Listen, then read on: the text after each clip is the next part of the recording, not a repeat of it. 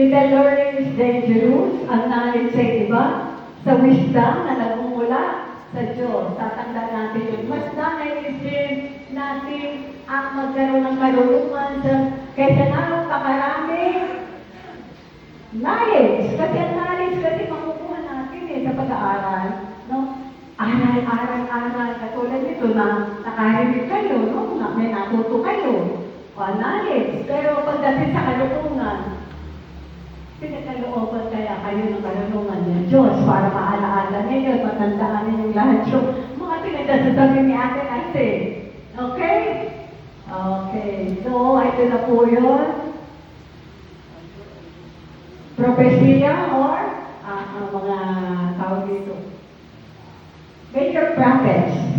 Ang ating major prophets, medyo mga pahakya lang po. Ang major prophets natin si Prophet Isaiah, Jeremias, Ezekiel at Daniel.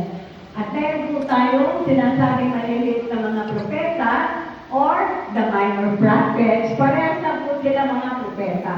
Ang naging kaibahan doon ay walang major, walang minor, parehas lang sila ng level. Nagkataon lamang ang kaibahan lang nila, mas maikli ang nasulat ng mga minor prophets. Kaya kung kayo interesadong marinig ang bawat aklat na ito na mas maliwanag, umattend kayo ng lay ministry of the word. Dahil isa-isa po yan ay